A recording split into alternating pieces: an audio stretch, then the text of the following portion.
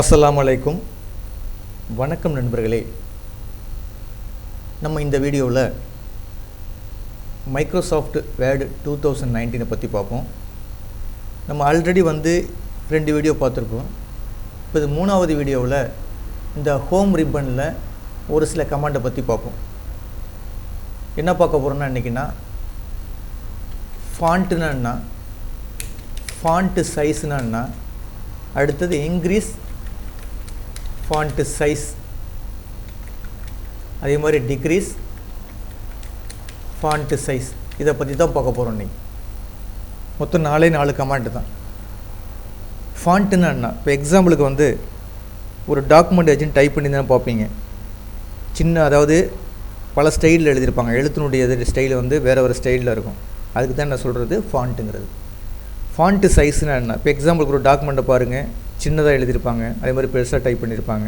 இப்போ எக்ஸாம்பிளுக்கு விளம்பர போர்டெலாம் பார்த்துருங்க, சின்னதாக இருக்கும், பெருசாக இருக்கும். அப்போ அதுக்கு என்ன சொல்கிறது ஃபாண்ட்டு சைஸை கொடுத்து நம்ம மாற்றிக்கலாம். அதுக்கு அடுத்ததுன்னா இன்க்ரீஸ் ஃபாண்ட் சைஸ். இப்போ இங்கே இந்த இருக்குது பாருங்கள், இதில் இந்த மெனுவில் இந்த இருக்குது பாருங்கள், ஏ போட்டிருக்கோம், பெரிய ஏ போட்டிருக்காங்க பாருங்கள். அதுக்கு பேர் என்ன சொல்கிறது இன்க்ரீஸ் ஃபாண்ட் சைஸ். பக்கத்தில் ஒரு சின்ன ஏக்கு என்ன சொல்கிறதுனா டிக்ரீஸ் ஃபாண்ட் சைஸ். அது எப்படின்னு பார்ப்போம். இப்போ எக்ஸாம்பிளுக்கு பாருங்களேன், எனக்கு இந்த ஃபாண்ட்டுன்னு ஃபஸ்ட்டு இருக்குது பார்த்தீங்களா, இந்த ஃபாண்ட்டை எனக்கு வேறு ஸ்டைலில் மாற்றணும். அப்போ இப்போ எக்ஸாம்பிளுக்கு பாருங்கள், இந்த இடத்துல டைப் பண்ணி காட்டுறேன்.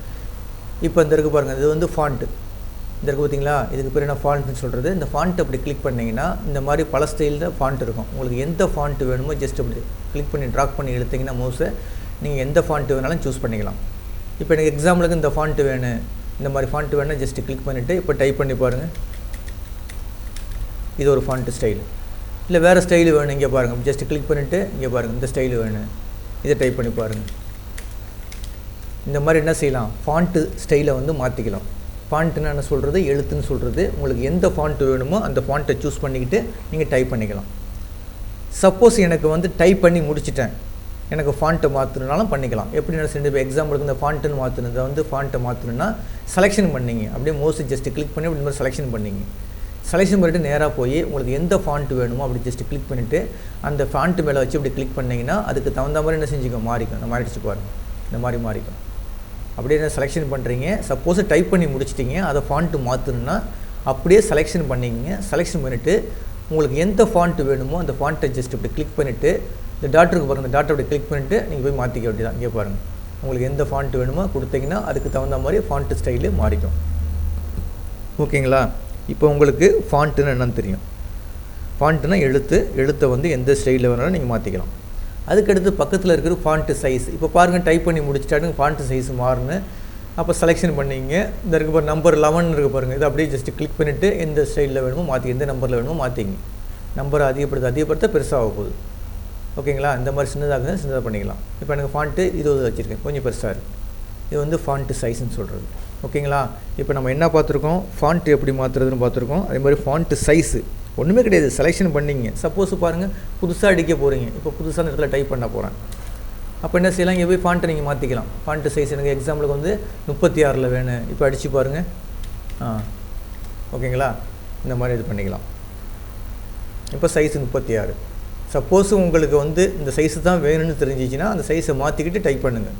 சப்போஸ் கன்ஃபியூஸாக இருக்குது அப்படின்னா ஃபுல்லாக டைப் பண்ணி முடிச்சுட்டு உங்களுக்கு எது வேணும், இப்போ எக்ஸாம்பிளுக்கு இதை மட்டும் மாற்றணும், இன்க்ரீஸ் டிக்ரீஸ் ஃபாண்ட்டு அப்படி அதை மட்டும் அப்படி செலெக்ஷன் பண்ணிங்க. செலக்ட் பண்ணிட்டு அழகாக போய் ஃபாண்ட்டை மாற்றிக்கலாம். இங்கே பாருங்கள், 14 கொண்டு வந்துட்டேன். இப்போ இன்க்ரீஸ் ஃபாண்ட்டு சைஸ், இது கொஞ்சம் பெருசாக வேணும் எனக்கு, அப்படி ஜஸ்ட்டு கிளிக் பண்ணிட்டு இங்கே பாருங்கள் பெருசாக கொண்டு வந்துடலாம். இப்போ பாருங்கள், இந்த நைஸ் டூல் லைனுங்கிறது நல்லா பெருசாக வேணும் எனக்கு. அப்போ பாருங்கள், ஜஸ்ட்டு கிளிக் பண்ணிட்டு இங்கே பாருங்கள் 72 இல்லை 48 இந்த மாதிரிலாம் பண்ணிக்கலாம். இப்படியும் செலெக்ஷன் பண்ணிக்கலாம். ஜஸ்ட்டு செலெக்ஷன் பண்ணிவிட்டு உங்களுக்கு எது வேணுமோ மாற்றிக்க வேண்டியது. அப்போ என்ன பார்த்துருக்கோம், ஃபாண்ட்டு பார்த்துருக்கோம், ஃபாண்ட்டு சைஸ் பார்த்துருக்கோம். அதுக்கடுத்து என்ன இருக்குது பாருங்கள், இந்த பெரிய ஏ போட்டிருக்கு பார்த்தீங்களா, அதுக்கு பேர் என்ன சொல்லி இன்க்ரீஸ் ஃபாண்ட்டு சைஸுங்கிறது. அது என்னன்னா ஒன்றுமே கிடையாது, அப்படியே செலெக்ஷன் பண்ணிங்க. செலெக்ஷன் பண்ணிவிட்டு கண்ட்ரோலு ஷிஃப்ட்டு கீபோர்ட்லேருந்து control shift greater than symbol இருக்கும், அப்படி கொடுத்தீங்கன்னா ஒவ்வொரு கிளிக்குக்கு என்ன செய்யும், அப்படி பெருசாகிட்டே வரும். ஓகேங்களா? இது சின்னதாக்குற மாதிரி இருந்தால் கண்ட்ரோல் ஷிஃப்ட்டு லெஸ் தென் கொடுத்தீங்கன்னா சின்னதாகிட்டே வரும். பக்கத்தில் வேணால் அதுக்கு ஷார்ட்கட் எழுதுறீங்க, இது ஷார்ட்கட்னு சொல்கிறது, ஷார்ட்கட்ஸ் கீ. இல்லைன்னா அப்படியே செய்யலாம். அப்படி செலெக்ஷன் பண்ணிவிட்டு இங்கே பாருங்கள், அந்த ஏஐ கிளிக் பண்ண பெருசாகிட்டு வரும். உங்களுக்கு இப்போ கன்ஃபியூஸாக இருந்துச்சுன்னா இதை கிளிக் பண்ணிங்க, ஏஐ கிளிக் பண்ண பெருசாகிட்டு வரும். சின்ன ஏஐ கிளிக் பண்ண சின்னதாகிட்டு வரும். இந்த மாதிரி பண்ணிக்கலாம். இதுக்கு ஷார்ட்கட்டு தேவைப்பட்டுச்சுன்னா அந்த இருக்குது ஷார்ட்கட்டு. கீபோர்ட்லேருந்து கண்ட்ரோல் அழுத்துறீங்க, கண்ட்ரோலு ஷிஃப்ட் அழுத்துறீங்க. அதுக்கடுத்து இந்த இருக்குது பாருங்கள், இந்த கிரேட்டர் தென் சிம்பிள் சொல்லுவாங்க. இந்த சிம்பிள் கொடுத்தீங்கன்னா என்ன செய்யும், ஃபாண்ட்டு பெருசாகிக்கிட்டே வரும். இந்த மாதிரி அழுத்துனீங்கன்னா கண்ட்ரோல் ஷிஃப்ட்டு இந்த சிம்பிளை அழுத்துனீங்கன்னா பெருசாகிக்கிட்டே வரும். சின்னதாகிறதுக்கு அதே மெத்தட் தான்.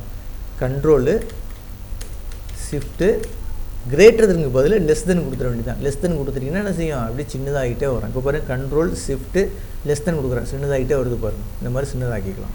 ஓகேங்களா? இப்போ எனக்கு இது சின்னதாக்குன்னா அப்படியே செலெக்ஷன் பண்ணிவிட்டு கண்ட்ரோல் ஷிஃப்ட் லெஸ் தென் கொடுத்தீங்கன்னா சின்னதாகிட்டே வரும். அப்படியே கிரேட்டர் தென் கொடுத்தீங்கன்னா பெருசாகிட்டே வரும். ஓகேங்களா?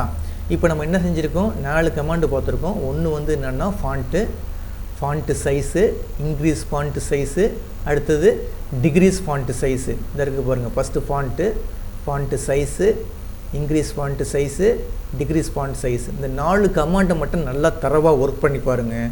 அடுத்த கிளாஸில் அடுத்ததை பற்றி பார்ப்போம். ஓகே, தேங்க்ஸுங்க.